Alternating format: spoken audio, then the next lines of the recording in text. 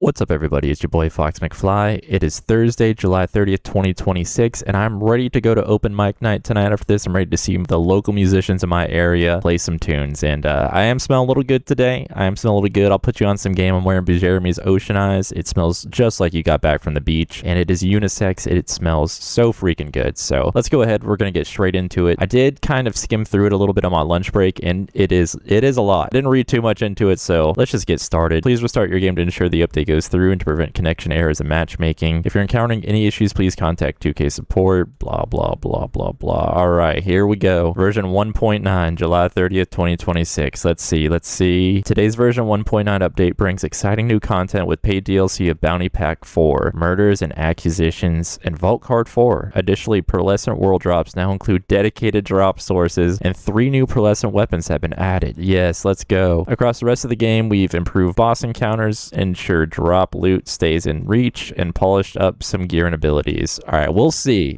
So new content. Bounty Pack 4, Murders and Acquisitions. Levain, leader of Effecti, has been contracted by an unlikely group of new potential allies. The Flock, a commune of pacifist rippers who gave up violent slaughter for chill vibes. All right. They made camp in a polluted desert canyon known as the Toxic Scowl, but now the buzz is being harshed by the Blasphemers, an aggressive group of rippers who have taken over a nearby order facility. So new loot unique to the new bounty pack includes 1 new pearlescent weapon, Prism, Jacob's sniper rifle, 6 new pieces of legendary gear, Silver, Daedalus pistol, Overcompensation, TDOR pistol, Lump Bob, Ripper shotgun, Hydraworks torque shield, Oxidation, Vladov rep kit, Loiter's Sploiter, torque heavy weapon ordnance. Okay, Vault Card 4, Desert Dreams. Bounty Pack 4 Vault Card 4 lets you earn new rewards through gameplay with 24 cosmetic item and 4 pieces of rerollable gear to unlock. Here's the full rundown of the new vault card unlocks. I'm not going to worry about the skins. So 4 rerollable pieces of legendary gear, Divided Glow, Order Assault Rifle, Eradication, Vladov Assault Rifle, Stealth and Seek Maliwan Sniper, Pressure Kettle, Daedalus Grenade Ordnance. Pearlescent and dedicated drops. The 8 Pearlescent weapons from the version 1.7 update now have dedicated drop sources in addition to being world drops. Alright, let's go. Additionally, we have added 2 new Pearlescent weapons and 1 legendary with dedicated spots in Kairos. You'll have to discover them for yourself to see what they do. Okay, so let's see. 8 Pearlescent now have dedicated drop sources. Solar Temple, Timekeeper, okay. The Locust, Adelator Sol, Unkempt Herald, Vault Guardian, Inceptus, Juliet Sparkle, Callus. Alright, let's go. That'll work out. I got a farm for a Teen Witch class mod, so 2 birds, 1 stone. Let's go. Abyss, Vile Lictor, Scrustonian, Vault Guardian, Origo, Constable, Bloom Reaper, Gomi, Thal. 2 new Pearlescents and 1 new legendary. New Pearlescent gun, Vault Guardian Radix. Okay, new Pearlescent gun, Subjugator, new legendary gun, Ordinite Generator activity bosses. Okay, I like that. See, to accommodate the new dedicated drop sources, we have also decreased their world drop rates. God damn it.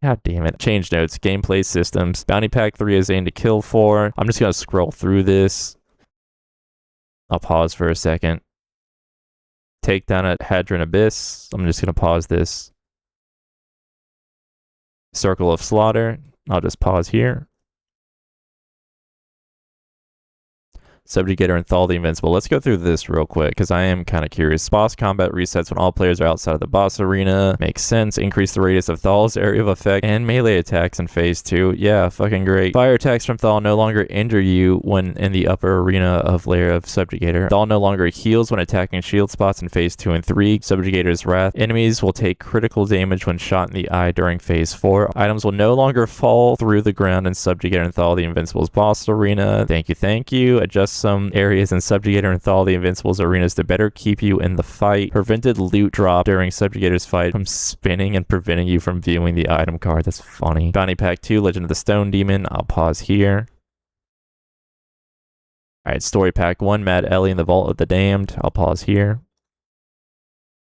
Alright, base game. We'll go through these real quick. It's a whole phase situation. You can still progress by going through rift portals in any order. Meat is murder. Knocking on the bunker door lets you confront the killer mission replay. Added a drop asset to help loot, land in more reachable locations. We will see. We'll see about that, Gearbox. Flying enemies no longer move improperly when using ranged attack. Enemies no longer move to a new location to perform a ranged attack if they don't have to. Elemental chain beams count lowered from 10 to 3. Okay. Explosion from TD or shooting legs count count towards the kill enemies with TDOR guns and gear vault card change. That's the exact change we're asking for TDOR. The exact one. That is exactly what we asked for, was that fix specifically, not fixing damage values. The kill order enemies challenge will progress when the requirements are met. Echolocation path improvements and corrective waypoints on various missions we'll see. Addressed missing or misplaced grapple points, okay, and corrected prompts and highlight points for grapples. Brought floating items back down to the ground and prevented clipping.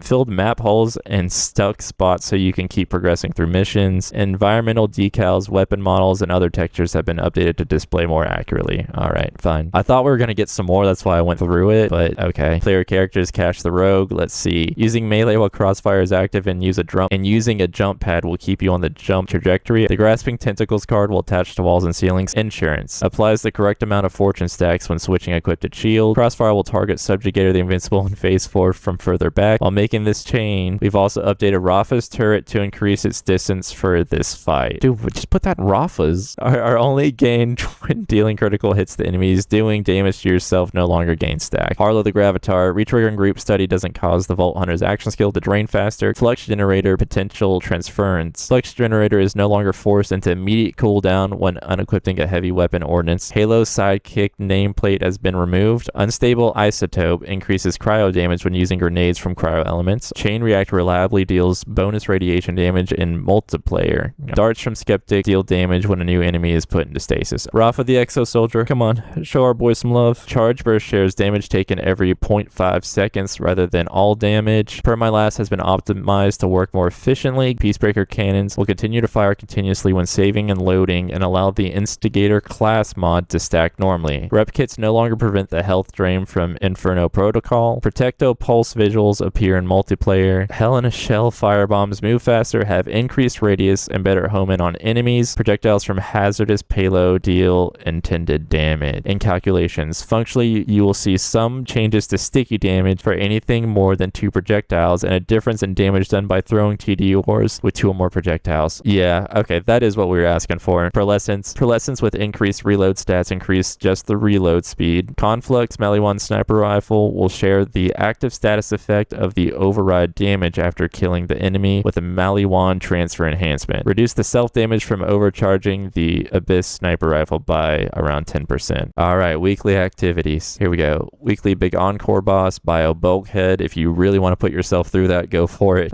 Weekly Wildcard Mission. Mission is Hangover Helper, and the legendary gear reward is TK Wave. I would do this. Rock and Roller is a asshole, so I would much rather do this mission. Yeah, this is actually a good wildcard mission to do. If you can get one with an Atlas underbarrel, all those shots are making it. Reese's Black Market Vending Machine. As always, I'm not going to pretend where I know where these are each week. I'm not going to pretend like I care. There are better channels that will show you exactly where they are. Epic NNG is one of them. He is always on top of it. A lot of changes this week. Let me know what you guys think about these changes in the comments, and I'll check back in next in quote patch day, and we'll check in there and see how you guys feel about the game. I'm still going to be farming the sham in the meantime. But yeah, as always, I love you sons of bitches. I will catch you in the next one.